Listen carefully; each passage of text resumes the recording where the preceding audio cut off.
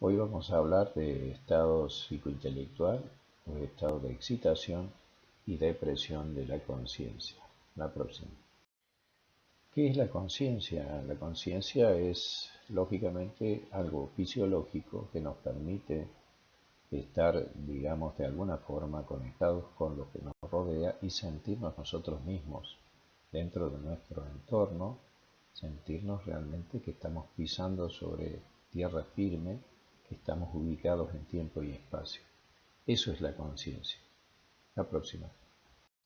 Los estados de depresión de conciencia son el coma, el estupor, el sopor, el letargo, la hipotimia, el síncope, el shock, la obnubilación mental y el colapso. Hay otras, pero estas son las que vamos a ver, las más importantes seguramente. La próxima, por favor. Con respecto a la excitación de la conciencia, tenemos los delirios, las alucinaciones, las ilusiones, el síndrome de excitación psicomotriz y, entre otros, el síndrome confusional. La próxima. La perturbación de la mente es un estado realmente grave. Una mente perturbada es una mente capaz de inclusive tomar decisiones drásticas. El hecho de drogarse, los alcoholistas, el uso de drogas ilegales, tener una conducta agresiva, inclusive tendencia al suicidio, a la depresión o distimia mayor, es una perturbación de la mente severa. Dentro de los estados de depresión de conciencia tenemos el sopor, que se define como sueño profundo. Es muy difícil despertarlo al individuo, por ejemplo, en un coma, en un accidente cerebrovascular, una depresión severa de la conciencia, un estado de sopor es sueño profundo, insisto. Y si se despierta en estupor. Estupor es una fase que no trasunta nada, sino disminución de las facultades intelectuales. Trasunta estupidez, por eso se llama fase estuporosa o del estúpido, que puede anteceder o preceder al coma. La próxima. Aquí está, como ustedes pueden ver, el estupor, la fase estuporosa, probablemente post accidente cerebrovascular, post intoxicación, en un estado comatoso, por ejemplo, el alcoholismo crónico y otras drogas. Fíjense la apertura palpebral de un lado y del lado, en este caso derecho, tenemos una disminución de la apertura palpebral, probablemente estemos en presencia de una parálisis facial central. Y en la otra observen cómo el individuo tiene una desviación conjugada de los ojos hacia la derecha. Dicen que el paciente mira su hemiplegia, generalmente cuando hay un accidente cerebrovascular y la lesión está del lado derecho, mira hacia ese lado. La próxima. Recuerdan que habíamos dicho sopor, sueño profundo, letargo, sueño prolongado, un sueño que se hace muy largo, que es muy difícil despertarlo, a diferencia del sopor que tiene laxitud muscular.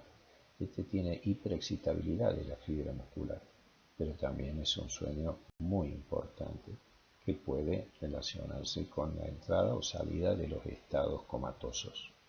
Letargo, la próxima. Fíjense ustedes, aquí podemos ver la diferencia entre tristeza y la depresión. La depresión es un estado realmente muy difícil. Hay depresiones menores, sencillas, pero hay depresiones mayores que tienen inclusive tendencia al suicidio.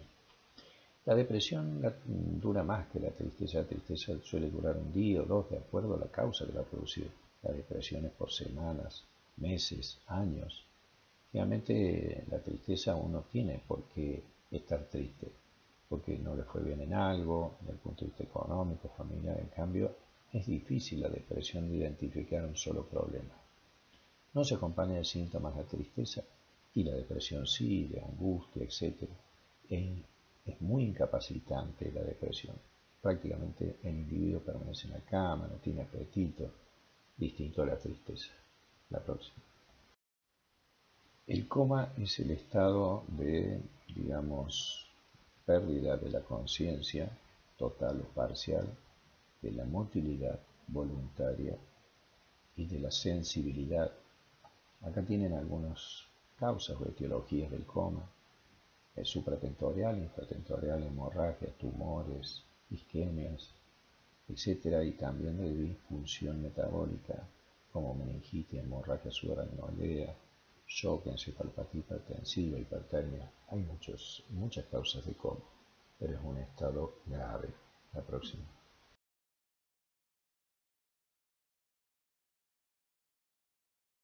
La escala de Glasgow obviamente es muy usada.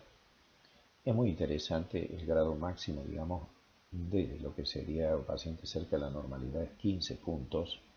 Cuando el paciente tiene menos de 10 puntos estamos hablando de un coma que se va profundizando, y menos de 5 puntos estamos hablando de un coma profundo, severo, grave, que va a la respuesta a la apertura palpebral, a la respuesta verbal y a la respuesta motora y al dolor fundamentalmente también. Entonces acá es donde se va desde lo mínimo a lo máximo en cuanto a gravedad. Insisto, 15 puntos es lo casi ideal que tenga un paciente desde el punto de vista de la evolución neurológica o evaluación, y menos de 5 puntos una gravedad extrema. La próxima. Bueno, seguimos con la etiología de los comas: estructurales, no estructurales, ¿no es cierto? Accidente cerebrovascular, hemorragia subaracnoidea, meningitis. Y dentro de los no estructurados o extraneurológicos, fuera del sistema nervioso, tenemos los tóxicos, de origen metabólico, por ejemplo, la uremia, encefalopatía hepática, la hipoglucemia. El endocrino, el coma endocrino, el coma mixedematoso, la enfermedad de Addison, la sepsis, son causas de coma. La próxima. Esta es una severa depresión de conciencia, digamos, dentro de los estados graves, como el coma, el sopor, el letargo, el estupor, que es el estado vegetativo persistente que se define como una disminución de las facultades intelectuales y depresión grave de la conciencia de más allá de 30 días, ¿no es cierto?, con alteraciones del sueño, la vigilia, en la respiración, trastornos en la respuesta a órdenes verbales, ausencia, ¿no es cierto?, de motilidad ocular, continencia de esfínteres y otras lesiones graves neurológicas que persisten más de 30 días. Esto es lo que se denomina estado vegetativo persistente, lo que sería un tipo, si podemos llamar así, similar al coma. La próxima. La lipotimia es un estado leve de depresión de conciencia donde el individuo, bueno, puede hasta inclusive caer.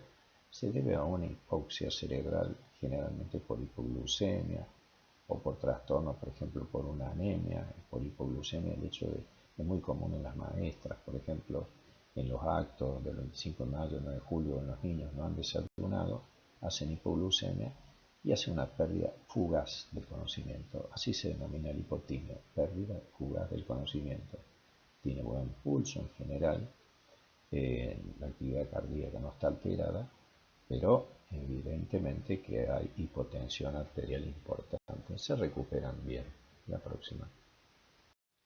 ¿Qué tenemos que hacer en la lipotimia en general? Si el individuo está hipoglucémico, tratar de darle unos granitos de azúcar debajo de la lengua, colocarle eso. Si está hipotenso, unos granitos de sal, un poquitito de sal fina debajo de la lengua también para que le dé la presión arterial.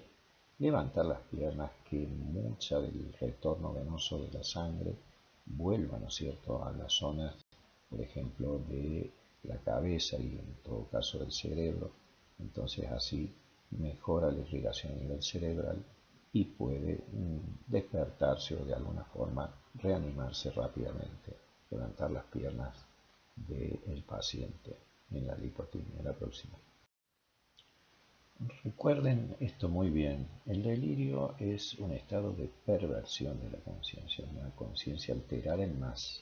Acá ya empezamos los estados en más de la conciencia, que puede estar acompañado por alteraciones de sus facultades mentales, inclusive de la moralidad, porque son individuos, a veces el delirante es un individuo que no molesta, que delira pero es tranquilo, pero también está el delirante agresivo, el violador, el asesino, psicópata.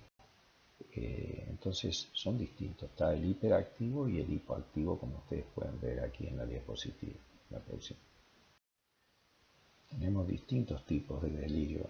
Está el delirio besánico, que se acompaña de alteración franca de las facultades intelectuales, el delirio onírico, que se da durante el sueño, el delirio tremens, que es el delirio de la abstinencia alcohólica crónica o del alcoholismo crónico. Entonces, hay distintos tipos de delirio, todos ellos son bastante difíciles de resolver si no se resuelve la causa que le da origen. La próxima.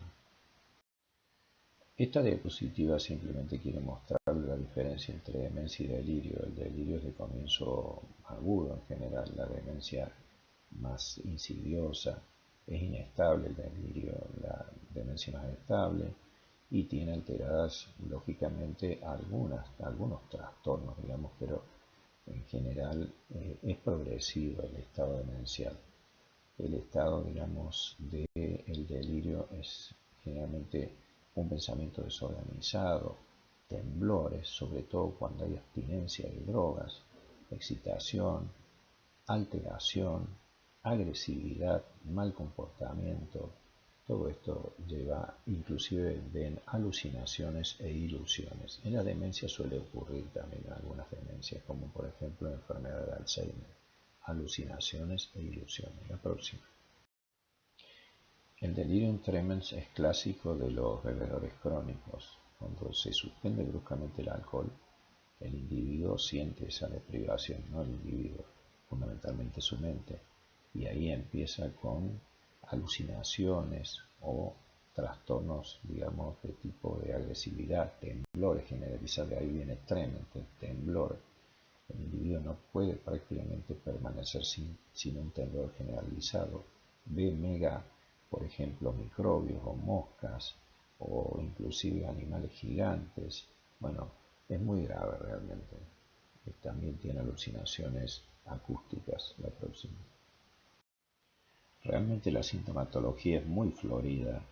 Ese temblor es muy importante, no pueden dormir, son individuos ansiosos, muchas veces agresivos, que hasta amenazan a los pacientes que están compartiendo con ellos la habitación del hospital. A nosotros nos ha pasado como médicos ver y presenciar mucho de esto, y es muy difícil contener a estos pacientes que tienen una fuerza terrible que le da este tipo de, digamos, delirio por la deprivación de la droga. Son estados bastante graves. La próxima. El delirio onírico lo habíamos relacionado con el sueño, surge de un cansancio, malestar físico, abuso de drogas, generalmente enfermedades crónicas. El individuo durante el sueño tiene delirios que inclusive lo hacen despertarse, o mejor dicho, levantarse y a veces caerse y sufrir caídas y fracturas por este tipo de excitación que suelen sentir en el momento del cansancio o del descanso. La próxima.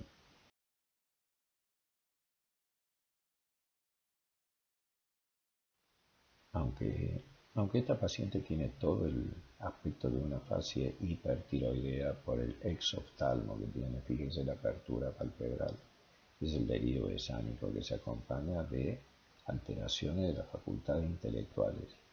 Insisto, hay individuos que simplemente tienen alteraciones graves pero no son agresivos. Uno siente que es solo monachita, el otro que es Napoleón. Van a ver individuos arriba de un árbol, bueno, cosas muy raras. Pero también hay individuos que son psicópatas, asesinos, tienen este perfil de delirio con alteración de facultades intelectuales y agresividad. La próxima. Bueno, acá un poquito para sacarlos de la modorra, digamos, Banda en Fuga, que fue una creación magnífica de Paul McCartney Wins. Esto es por el delirio de persecución. Bueno, el delirio de persecución es una alteración de la conciencia importante. El individuo piensa continuamente que lo están siguiendo, que lo están viendo, que lo espían, que le escuchan el teléfono, que bueno, hay mucha gente que está bien que sospeche que le escuchen el teléfono, de tener algunas cosas guardadas, pero es realmente una alteración obsesiva compulsiva. La próxima. Las alucinaciones es la percepción sin objeto. El individuo alucina, ve cosas que no existen, escucha cosas que no existen, ¿ok? No hay objeto. La próxima.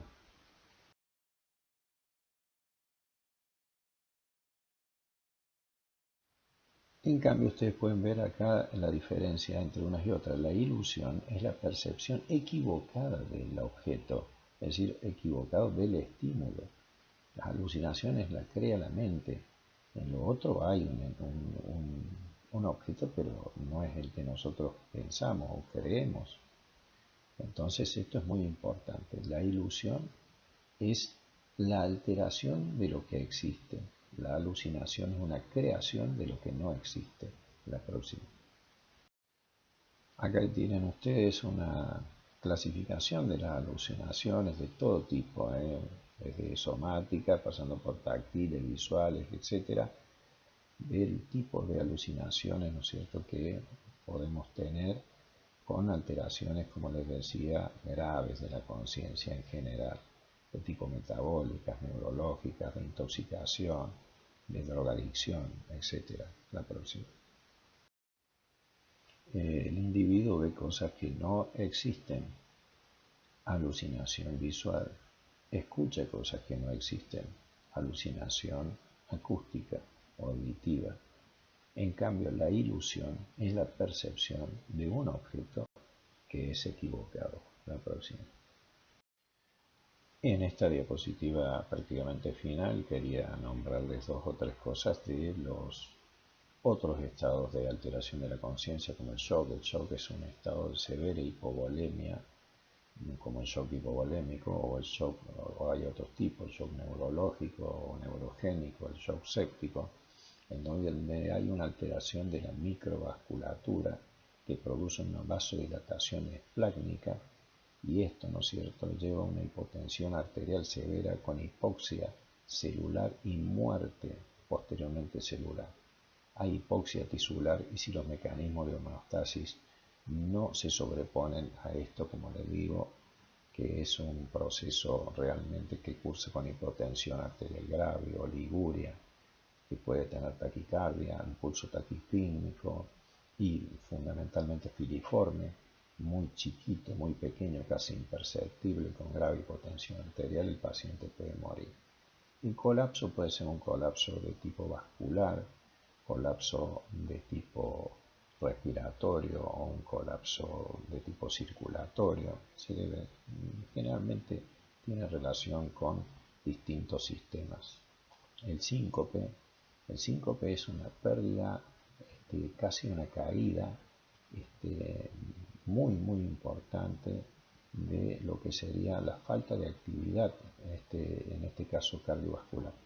Un individuo, por ejemplo, que sufre una grave arritmia o una taquicardia ventricular o un, por ejemplo, bloqueo auriculoventricular completo o una estenosis aórtica, en el esfuerzo no tiene sangre, no tiene eyección en una sístole y puede producir un síncope, es decir, la parada brusca cardíaca, que tiene un episodio que dura aproximadamente entre 8 y 10 segundos hasta que el paciente se recupera. Es prácticamente un paro cardíaco que se autorreanima. Y por último, la obnubilación mental, que es bastante frecuente en los postoperatorios. El paciente se desorienta, desconoce, se excita, está nervioso, no puede conciliar el sueño. Son estados relacionados con postoperatorios. Hay muchos que lo relacionan con la edad del paciente, por ejemplo, y que lo sacan de su entorno, de su casa, etc. Y entonces no reconoce el medio. Muy frecuente, insisto, en personas de edad, con algunas alteraciones mentales o disminución de las facultades intelectuales, como el comienzo de la enfermedad de Alzheimer y otras demencias. El estado de obnubilación mental. La próxima y última. Bueno, y si de delirio se trata, fíjense en esta interpretación fantástica de Jack Nicholson, ¿no? Una fase realmente alterada de un psicópata, de un individuo perturbado, de una mente perturbada. Así que espero que hayan aprendido estado psicointelectual en más y en menos, y que se cuiden de estos individuos. Que tengan ustedes buenas tardes.